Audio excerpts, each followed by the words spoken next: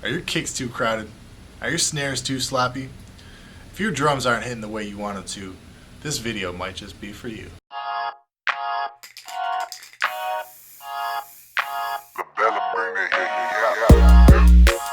heat. What's up guys, my name's Chris. If this is your first time here and you want to see more mixing and production tips as well as new beats every Monday, Wednesday, and a free beat every Friday, make sure you smash that subscribe button and hit the bell so you don't miss anything. Welcome to the first ever Tech Tip Tuesday. Wait, hold on. Welcome to the first ever Tech Tip Tuesday! Much better. Alright, so today we're going to be talking about some ways to tighten up your drums and really make them sit perfectly within the pocket. We're going to be talking about this in kind of context with hip-hop and R&B type drums, but you can really use this in just about any genre from EDM to reggae to anything that has drums really. So let's go ahead and dive in and get started. Alright, so I do most of my production within Maschine, so that's what we're going to be using today. One of the things I really like about Maschine is this sampler plugin they have where when you load in your sounds, you just automatically have all these options of ways to shape the tone and really just up the sound in really cool ways.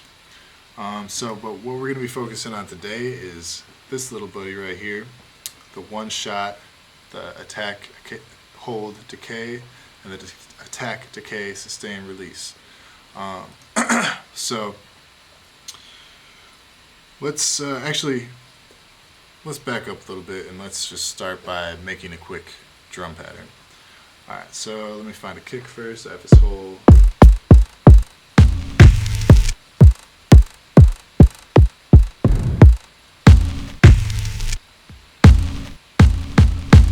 I think that would be good.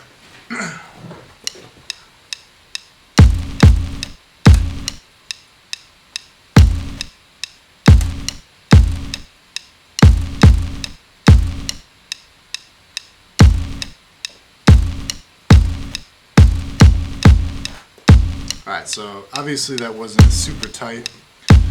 So what we're going to do is quantize that by 50% and then 50% again just to get it nice and tight to the grid.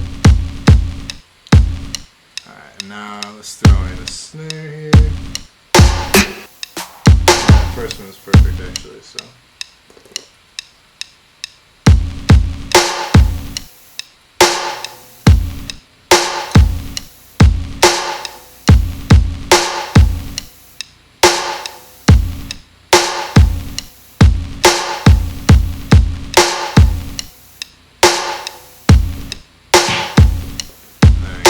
Quantize that one. And some hats.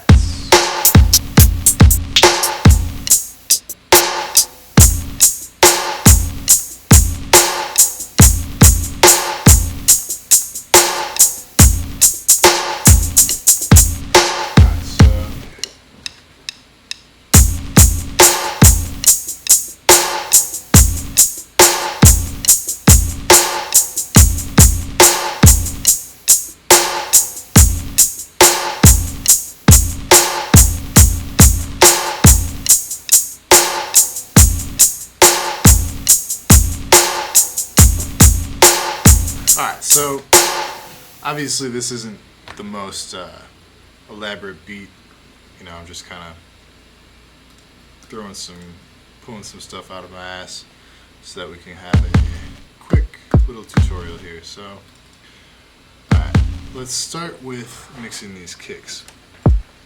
So, as you can hear, well, you can probably hear better if you're using your headphones, but as you can hear, there's this long tail to the kick. You can see it on the sample. There's this long tail to it. So one way we could tighten that up would be just to cut the sample a little bit, to truncate the sample. Then that leaves like a really sharp gate. So what we want to do instead is use the attack, hold, decay, the amplitude envelope, to tighten it up while still giving it some life. So what we'll do is we'll mute everything else.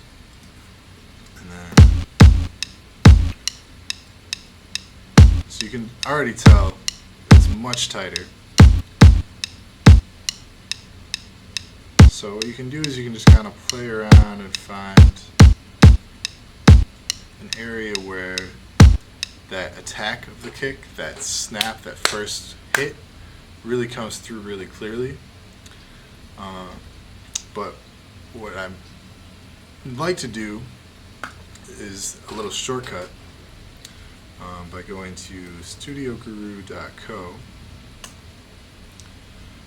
They have a really nice tool that you can calculate your reverb and delay times with just a click of a button.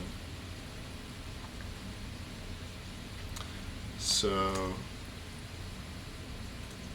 you just type in your BPM and it shoots out the millisecond values for every note, every dotted note, every triplet note, everything you could need to have like the perfect timing of your reverb and delay, but I really like to use it for attack, hold, and decay as well. So let's see, let's give it about an eighth note. That usually works pretty good for kicks. So let's say that was 212.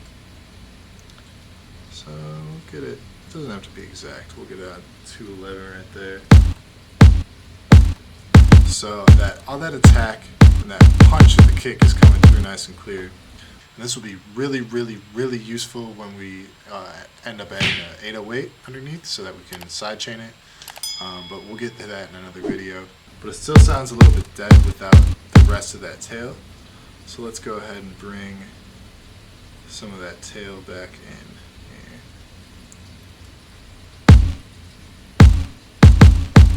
And now let's A and B that real quick.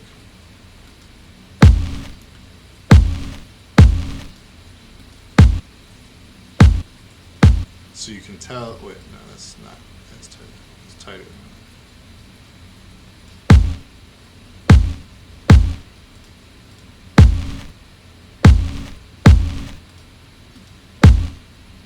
So you can tell there's a big difference in how tight that kick is. So now that's going to sit with whatever rhythm we have. It's going to sit so much tighter than it would have before. So now let's go and do the same concept with the snares. Except now with the snares, what I'm going to do is, instead of using that attack, hold, decay, I'm going to use the attack, decay, sustain, and release. Now what this does is it'll hold out the note for as long as you're holding it. So if you just do a quick tap, it's quick like that. If you hold it out, it's longer. So what we'll do is we'll do like every other thing, and just to save some time, we'll cut these down like this.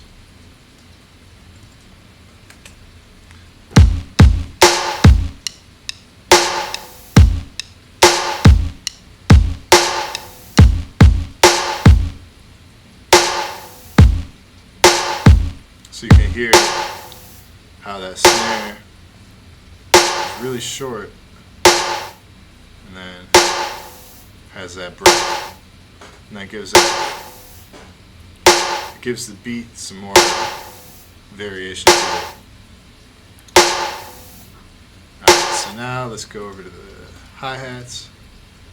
Now the hi-hats are going to be a lot tighter than either the kick or the snare. So let's look at around either the 53 or the 106 kind of range and see if we can find anything that fits in that.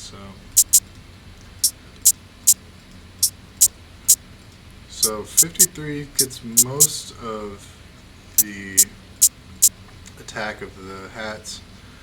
Let's hear what it sounds like. I think that sounds pretty good actually. So let's hear it. Let's A/B it without it. We could do the ADSR as well for that if we wanted to mix in some longer ones for like an open hat or something. But we're just gonna do this for now. just for demonstration. Alright, so now we've gotten our drums tightened up. Let's hear that beat.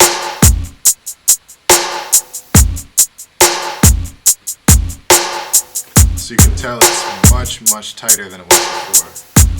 And just for reference, let's go ahead and bring everything back to a one shot real quick.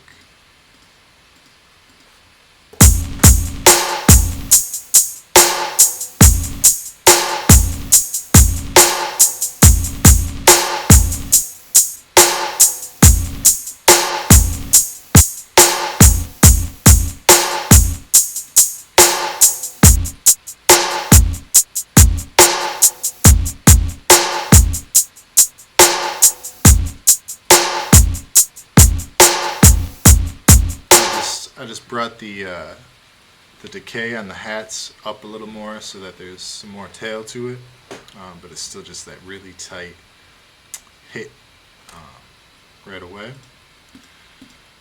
But yeah, I think that's pretty much it. I mean, like I said, obviously this is not the most profound beat, but I hope you guys could see the value of how to tighten your drums up like this. And so like I mentioned before, the things we did in here are really easy in Maschine because it makes it so available to you just right there. But you can do this in any DAW as long as you have a plugin that allows you to adjust the amplitude envelope and play with that attack, decay, sustain, and release. I'll be leaving a link down below to that reverb and delay calculator from studioguru.co. Super useful. I think you guys will get a lot of use out of it. I really, honestly, I use it on pretty much every beat that I make. If you'd like me to do a video like this one in Pro Tools using a third-party plugin so you guys can see some different ways of doing the same kind of thing, make sure to leave a comment down below. And if you found this video valuable, make sure to like and subscribe, and make sure to hit that bell so you don't miss any future posts from me, because I will be back every Tuesday with a new tech tip. So, peace.